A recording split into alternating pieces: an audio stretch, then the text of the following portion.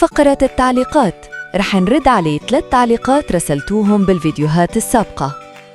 KJW4TT: قناة جميلة وحلوة، أتمنى لها الاستمرار. I love you. يسعد قلبك حبيبتي، كلامك فخر إلنا ودعمك هو اللي يخلينا نكمل، منحبكن كتير. ألا هون: قناة جميلة جداً، وإنتي الأجمل، نورتي القناة بكلامك الحلو، الله يديم محبتكم ودعمكم إلنا. نور الموسوية: يش بطلتوا تقرؤون تعليقيات؟ ترى الفقرة تخبل. والله إنتوا اللي تخبلون، ونوعدكم منضل نقرأ تعليقاتكم لأنكم أحلى جزء بالفيديو. السلام عليكم وأهلا بكم في قناة فيو دراما. اليوم توقعاتنا عن مسلسل اليتيم الحلقة 24.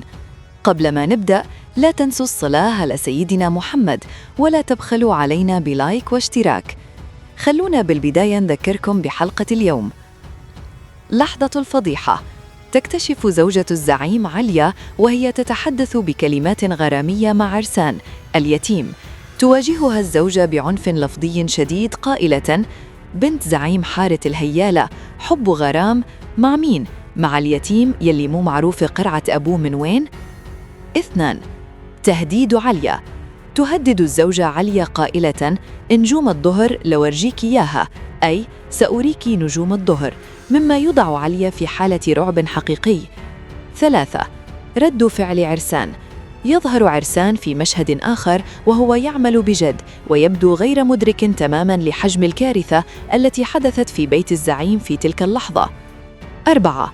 محاولة عليا للاستعطاف: تتوسل عليا لزوجة الزعيم ألا تخبر والدها الزعيم، وتقول لها: الله يخليكي لا تقولي لأبي، والله بيذبحني. 5. خطة الزوجة: تكشف الزوجة الزعيم عن نيتها الحقيقية وهي الانتقام من عليا وعرسان، وتقول لنفسها: بدي أفكر شلون بدي أنتقم إلي ولأخي العقيد يلي شرشحتيه، أي أهنتيه. 6. مطالب عرسان: تكشف الزوجة أن عرسان كان يطمح للزواج من عليا، مما يضيف طبقة جديدة من الصراع. الفضيحة المدوية: تكتشف زوجة الزعيم خيانة عليا وتضبطها وهي تتحدث سراً مع عرسان اليتيم، مما يزلزل بيت الزعيم هايل. غضب الزعيم: تصل أخبار الفضيحة إلى الزعيم هايل الذي يشتعل غضباً، وتصبح عليا في مواجهة مصير مجهول. مصير عرسان: يواجه عرسان مصيراً غامضاً بعد كشف أمره أمام الجميع، وتتوالى الصراعات في الحارة. الحلول المستحيلة: تبحث عليا عن طريقة للنجاة، بينما يحاول عرسان إيجاد حل لهذه المعضلة قبل فوات الأوان. النهاية: تنتهي الحلقة على وقع صراعات مستمرة وخيارات صعبة أمام عليا وعرسان. والآن توقعات الحلقة 24. شجار ومواجهة.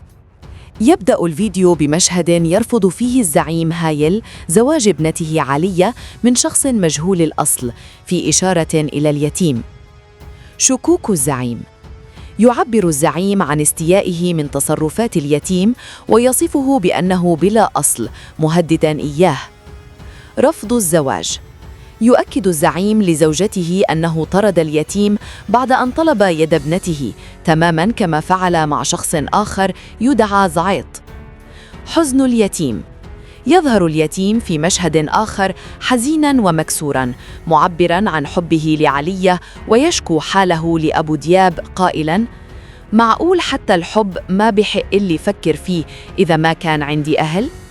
مواجهة عليا والزعيم: من المتوقع أن تصل أخبار الفضيحة إلى الزعيم هايل، مما سيؤدي إلى مواجهة عنيفة جداً بينه وبين ابنته عليا، وقد يفرض عليها عقاباً شديداً أو يحاول حبسها في المنزل. مصير عرسان اليتيم: بعد كشف أمره قد يحاول عرسان الهروب من الحارة أو مواجهة الزعيم مباشرة ليطلب يد عليا بشكل رسمي رغم علمه بخطورة الموقف. انتقام زوجة الزعيم: ستستمر زوجة الزعيم في محاولاتها لإيذاء عليا وعرسان وتشويه سمعتهما في الحارة، وقد تحرض أخيها العقيد للتدخل. صراع العقيد: قد يسعى عرسان لمواجهة العقيد لإثبات شهامته، مما قد يؤدي إلى صراع جسدي أو نزاع حول من يستحق لقب أو مكانة العقيد في الحارة. الحالة النفسية لعليا: تظهر عليا في حالة انهيار والخوف شديد، معبرة عن خوفها من بطش والدها، وتقول: ما بقدر أرجع البيت، خايف أبي يذبحني. تحذير عرسان: يحاول عرسان تهدئتها والتفكير بعقلانية رغم خطورة الموقف، مؤكداً أنه لا يريد تشويه سمعتها أو سمعة عائلتها. ما بدي حدا يجيب سيرتك بالعاطل.